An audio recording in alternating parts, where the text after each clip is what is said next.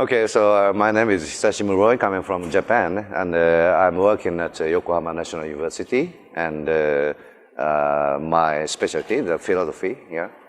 And for this symposium, so I prepared a presentation about, to demonstrate some gadget as an example. And this is one of the examples called Mugen Puchi Puchi and Infinite Puchi Puchi or Endless Puchi Puchi. And it's just a mimicry of the air sheet for the packaging. And some people loves to crush up the air balls, small air balls, endlessly. And this gadget is a simulation of such an air sheet, and it sounds like this. Yeah.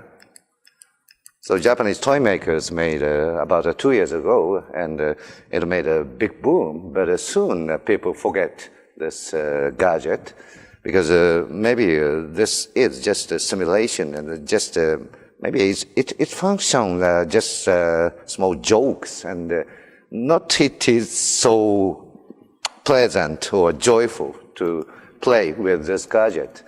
And such a cases also exist in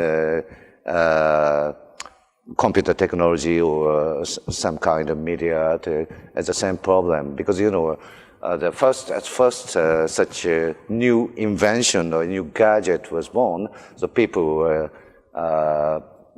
is much interested in such kind of gadget, and maybe it will be some fun, but soon people will forget about that kind of gadget or systems, because the originally, so it is very, very pleasant for our body itself to push by the thumb, and if you start to crush up these real air sheets, so we cannot stop that.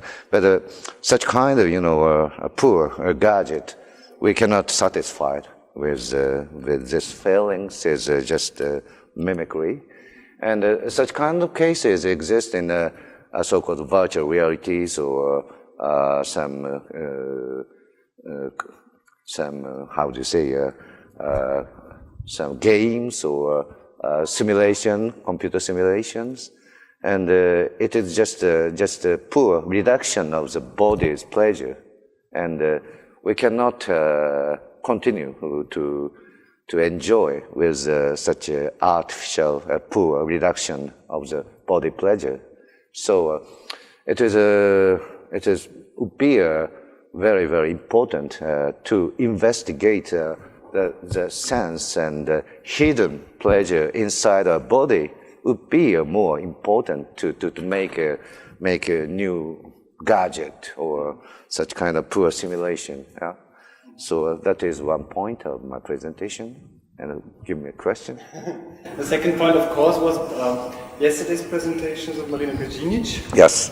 You made a comment at the end, saying something about the dream and the reality where it's probably not matching. Could you maybe emphasize that a little bit?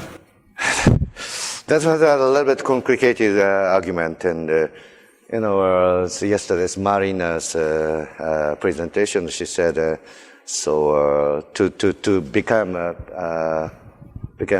be conscious about the political situation and be critical to the global financial system, globalization economical systems, and it will be some social role of artists or critics. But at that time I said to her, so such kind of globalism or global economical condition itself is caused as an effect of language or effect of culture, and culture was artifacts, and somehow, and so culture is a kind of fantasy or fiction. Or construction would be a better word. So culture and the financial globalization system is also a construction made by the language, or made by our artificial science systems. And in a sense, it would be called as a fantasy or fiction. And at that time, so Marina got a little bit angry, because she mentioned about the political condition of the Eastern Europe once, recent disasters in the East European area, and she said, so it is impossible to grasp such kind of globalism as just a fantasy or such kind of thing. So, but maybe she a little bit misunderstood of my opinion. I mean, because we somehow, because how to say, it's quite difficult question to answer in a short time. So, but I gave to the Matthias the panelists. Okay. You want? Because I think I gave to the Georg and Matthias and beside me. Yeah. But isn't the only possibility then to interfere is wrong, but to make an intervention into culture, would it be through language instead of trying it on an aesthetic or even playful way? But I reckon you say the critical aspect is not lost if you make it in proper gadgets, right? In a gadget? No, if you follow up on the dream of like culture as being formed by the language. I mean, so everything was born, derived from our bodies, and of course, Sigmund Freud suggests so we have the same, desires inside, and the science system and the language system enlarge such desire monstrously, yeah, and if once such a human desire enlarged and big and at the end, so the desire itself to become an enemy of our lives, and we are suppressed by the desire itself at that time. So it is quite important to have an attitude, how do you say it, taking it easy.